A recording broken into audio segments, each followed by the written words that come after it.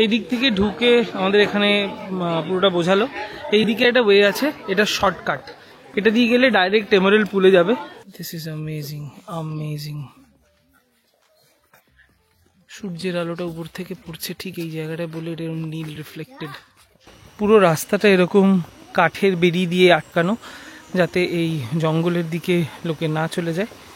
আর যারা নেচার লাভার, wild life লাভার, তাদের এই জায়গাটা ফ্যান্টাস্টিক লাগবে, ফ্যান্টাস্টিক। আর গোটা থাইল্যান্ডেই বিভিন্ন ধরনের ইউনিক এবং কিউট জিনিসপত্র পাওয়া যায়।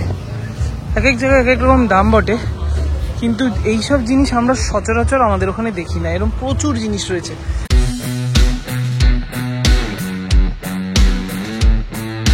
Good morning everyone and welcome back to our channel.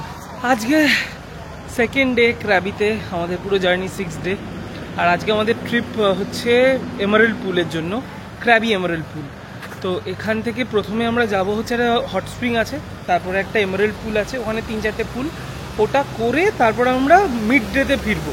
কালকে রাত্রিবেলা যে বুক করে এলাম, ওরা বলেছিল হোটেলের ঠিক সামনে দাঁড়াতে, হোটেলের সামনে থেকে পিক আপ করবে। এখন বাজে 8:30।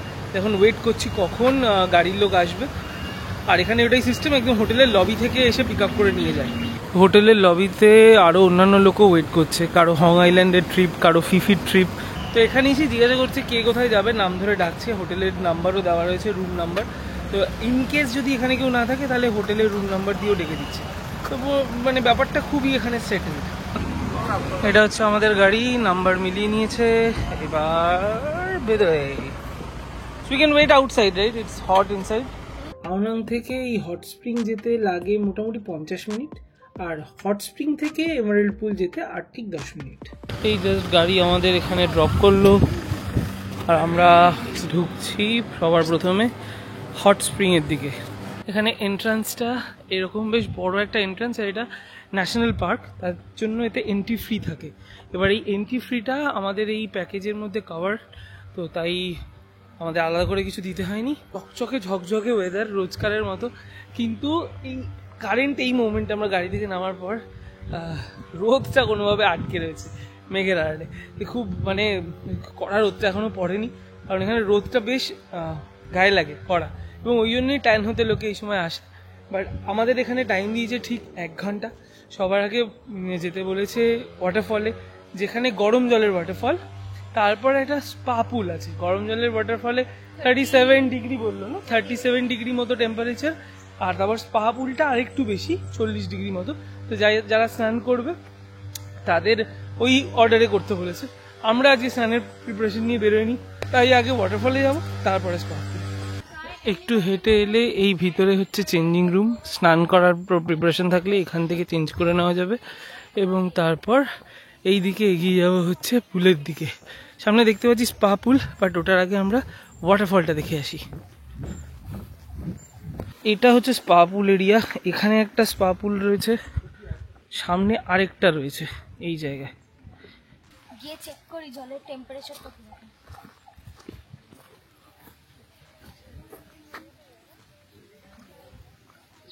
গরম জল কেমন গরম? গরম মোটামুটি, মানে স্নান করার মতো। স্নান করার থাকলে পুলে নামার আগে, এই স্পা পুলে নামার আগে এই সামনের ঝর্ণার যেদিক দিয়ে জলটা বইছে ওখানে স্নান করে তারপর এখানে আসতে বলছে, কারণ টেম্পারেচারের ডিফারেন্সের জন্য এই দিকটা কম গরম, এই দিকটা একটু বেশি গরম। কিন্তু ওয়াটারফলটা আমরা আওয়াজ শুনতে পাচ্ছি, কিন্তু এখনও স্পট করতে পারিনি। এখন আমরা ওয়াটারফলটা খুঁজছি, এখনও কোনো ওই মার্ক দেওয়া নেই, এবং এখানে গাইড আছে, বাট আমরা আর কি এগিয়ে এসে নিজেদের মতোই ঘোরার চেষ্টা করছি। শেষমেশ খুঁজে না পেলে তারপর যাবো ওইদিকে। খুঁজে পাওয়া গেছে, এই সামনে ভিতরে গেলে হচ্ছে ওয়াটারফল।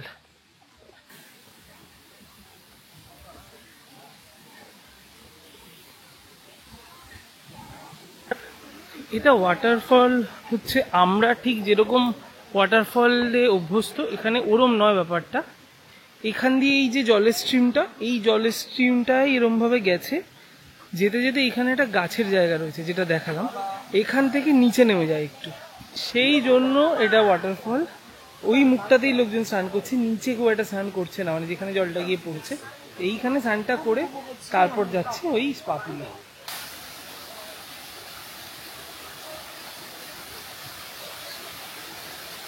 ওই জায়গাটা ক্রস করে এবার ভিতরের দিকে একটু আমরা স্ট্রিম বরাবর হেঁটে যাচ্ছি। এই ভিতরটা আরও শান্ত হচ্ছে যত এগোচ্ছি। এই দিকে একটা পুরো স্ট্রেচ রাস্তা রয়েছে এবং তার পাশ দিয়ে বয়ে চলেছে এই স্ট্রিমটা।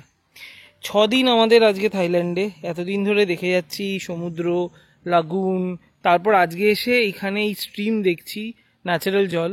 তবে একটা জিনিস বলার, যেখানে যেরকম জলই দেখছি সবই একদম কাঁচের মতো ক্লিন।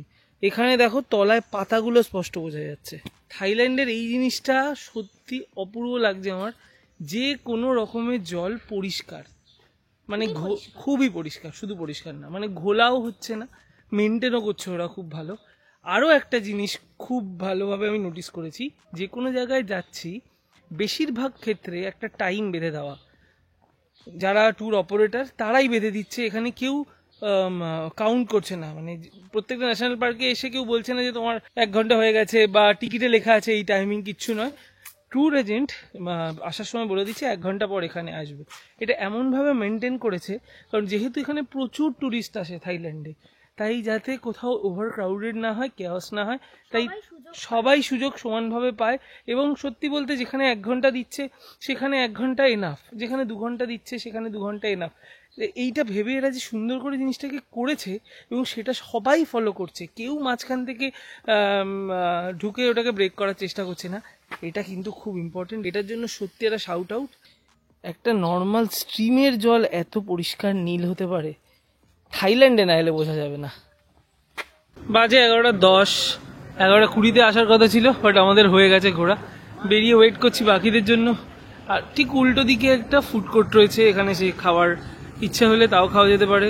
স্নানের জিনিস না এলে এখানে কিনতে পাওয়া যায় ভিতরে, তো সেটাও করা যেতে পারে। যদি আনপ্ল্যান্ড আসো কেউ, মনে হয় যে প্রথমে স্নান করবো না, যেরকম আমরা ভেবে বেরিয়েছিলাম, তারপরে এসে এখানে সবাইকে দেখে মনে হলো যে না, স্নানটা করলেই হতো, তাহলে এখান থেকে কিনে নিতে পারবে, খুব বেশি দাম পড়বে না।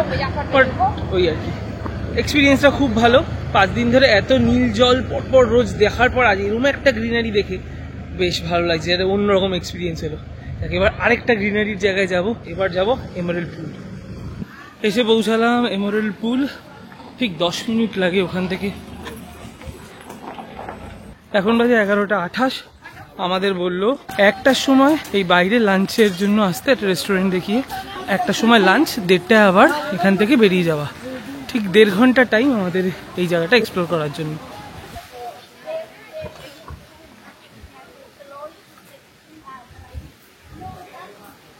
It's very slippery, and if you wanna get in the water, please don't jump because the water just deep about 1.2 or 1.5, so don't jump in the pool. এই দিক থেকে ঢুকে আমাদের এখানে পুরোটা বোঝালো, এই দিকে একটা ওয়ে আছে, এটা শর্টকাট, এটা দিয়ে গেলে ডাইরেক্ট এমারেল্ড পুলে যাবে। আর এই দিকের ট্রেলটা বললো একটু এক্সাইটিং আর থ্রিলিং, তো এটা রেকমেন্ডেড। এটা 1000 মিটার গেলে হচ্ছে, মানে 1 কিলোমিটার গেলে এমারেল্ড পুল, তার থেকে আরেকটু এগোলে ওই ব্লু পুলটা। তো আমরা এই ট্রেলটা দিয়ে যাব।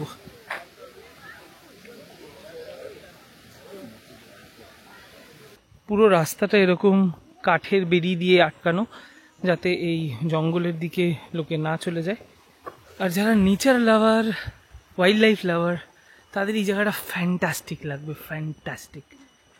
এই হাঁটতে হাঁটতে আমরা হাফওয়ে থ্রু প্রায়। এই দিক দিয়েও একটা যাওয়ার রুট রয়েছে, এটা 100 মিটার, এটা 160 মিটার, আমরা বেশিটাই নিচ্ছি।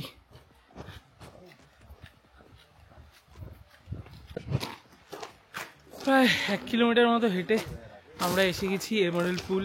আসার পথে ক্রিস্টাল পুলটা পড়েছে, এগিয়ে গেলে ব্লু পুল, কিন্তু আমরা যে অর্ডারে যাচ্ছি সেই অর্ডারেই ব্লগে দেখাবো। সবার আগে যাব ব্লু পুল, ব্লু পুল দেখবো, ওখান থেকে এমারেল্ড পুলে আসবো, তারপর যাব ফেরার পথে ক্রিস্টাল পুল। তাহলে সবার আগে যাই ব্লু পুল। এমারেল্ড পুলকে ফেলে আর 600 মিটার এগিয়ে গেলেই ব্লু পুল। এই বোর্ড দেওয়া রয়েছে, বিলবোর্ড, আর এই ট্রেলটা দিয়ে উপরের দিকে হাঁটা।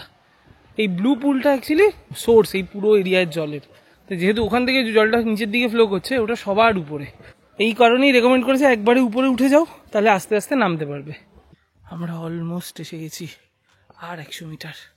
ব্লু পুলটা টোটাল 1.5 কিলোমিটার রাস্তা, আর এমারেল্ড পুলের থেকে একটু খাড়াই উপর দিকে, কিন্তু এত amazing experience.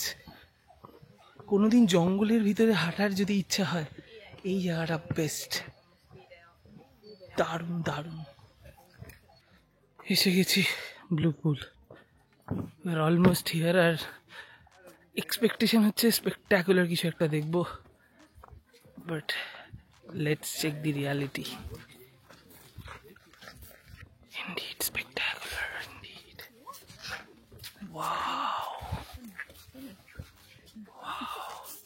This is amazing, amazing.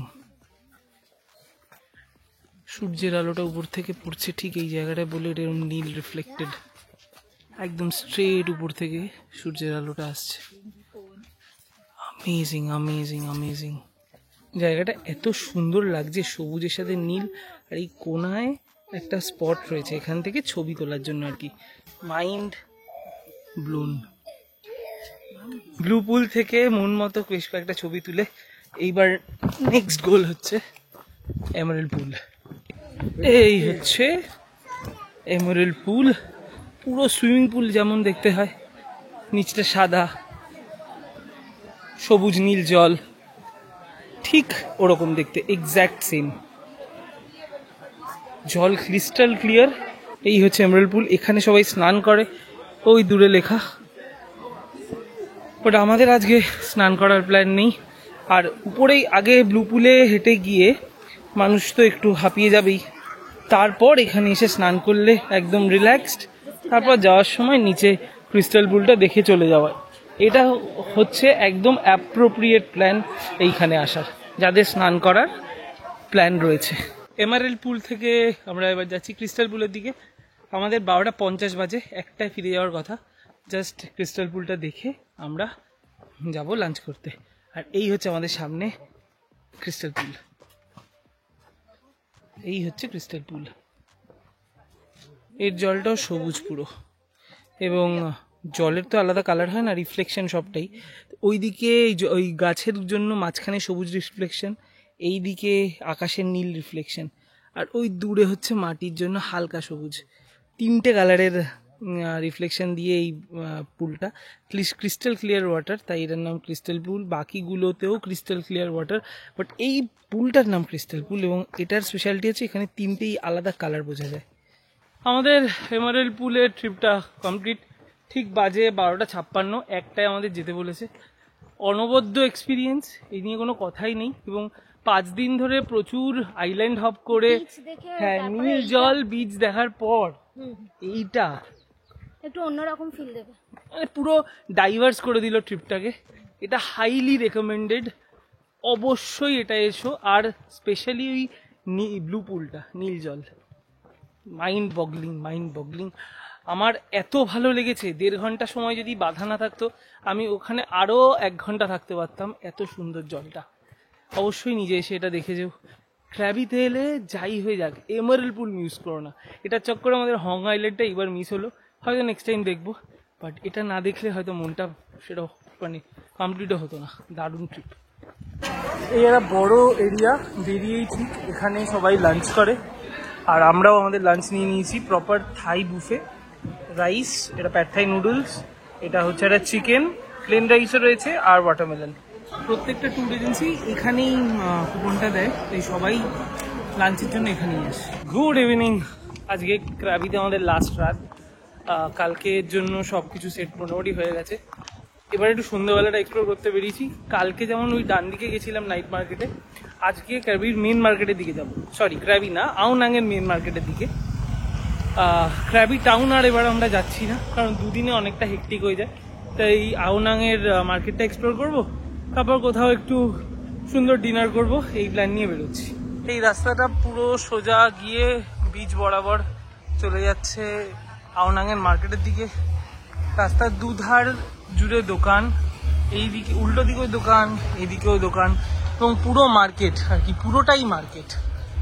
আমাদের কয়েকটা খুচখাচ জিনিস কেনার আছে, যার মধ্যে সর্বপ্রথম হচ্ছে এখানকার একটা ক্র্যাবির একটা ফ্রিজ ম্যাগনেট। বাকি মেজর জিনিসপত্র আমরা সব প্ল্যান করে রেখেছি ব্যাংকক থেকেই কিনবো, বাট ফ্রিজ ম্যাগনেটটা এখান থেকে না কিনলে মানেটা ঠিক দাঁড়াবে না। আর গোটা থাইল্যান্ডেই বিভিন্ন ধরনের ইউনিক এবং কিউট জিনিসপত্র পাওয়া যায়। এক এক জায়গায় এক এক রকম দাম বটে, কিন্তু এইসব জিনিস আমরা সচরাচর আমাদের ওখানে দেখি না। এরকম প্রচুর জিনিস রয়েছে এর পুরো ডিটেল ভিডিও আমি আমার ব্যাংককের সিরিজে দেব। কিন্তু মোটামুটি আমি ফিফি, ফুকেট আর ক্র্যাবিতে তাই দেখলাম যে জিনিসপত্র মোটামুটি কমন এখানকার, একটু এদিক ওদিক আলাদা, কিন্তু বেশ ইউনিক। এর মধ্যে কিছু একটা পছন্দ করি।